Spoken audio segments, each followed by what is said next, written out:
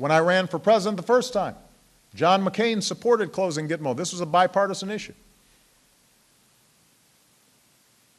No person has ever escaped one of our supermax or military prisons here in the United States, ever.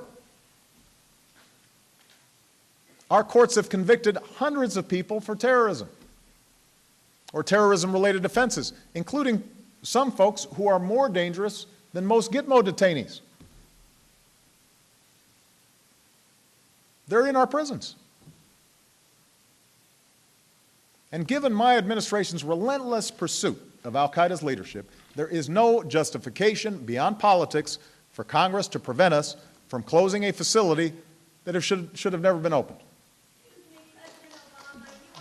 Today, so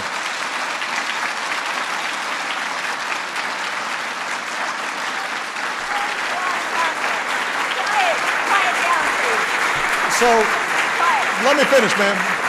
Good. So today, once again, today, these desperate people. I'm about to address it, ma'am, but you got to let me speak. I'm about to address it. Commander-in-Chief. Let me address it. You can close Guantánamo today. Why don't you let me address it, ma'am? Those 86 prisoners. Why don't you sit down and I will tell you exactly what I'm going to do. Today. That includes 57 Yemenis. Thank you, ma'am. It includes Shakir Amr. Thank you. Thank you. Ma'am, thank you. You should let me finish my sentence. Today, I once again call on Congress to lift the restrictions on detainee transfers from Gitmo. I have asked the Department of Defense to designate a site in the United States where we can hold military commissions. I'm appointing a new senior envoy at the State Department and Defense Department whose sole responsibility will be to achieve the transfer of detainees to third countries. I am lifting the moratorium on detainee transfers to Yemen so we can review them on a case-by-case basis.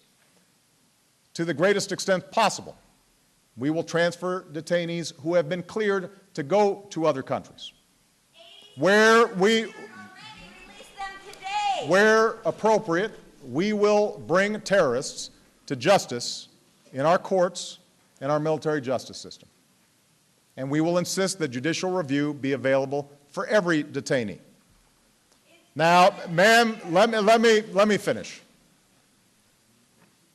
Let me finish, ma'am. This is part of free speech, is you being able to speak, but also you listening, and me being able to speak. All right? The way we treat you is the measure of our own liberty. When we went,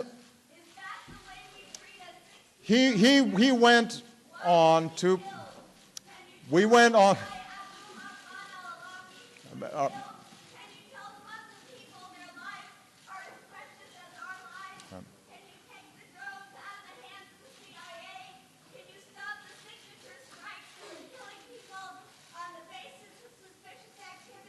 we're addressing that, ma'am.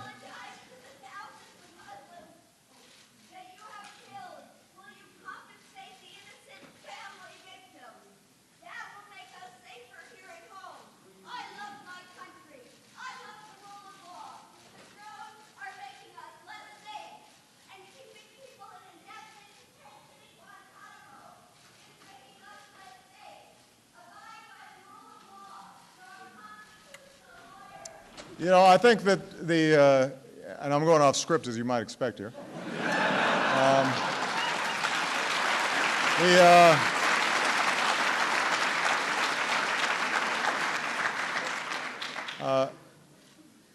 The voice of that woman is worth paying attention to.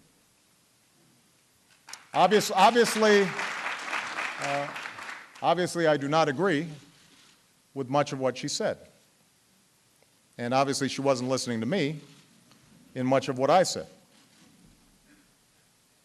But these are tough issues. And the suggestion that we can gloss over them is wrong.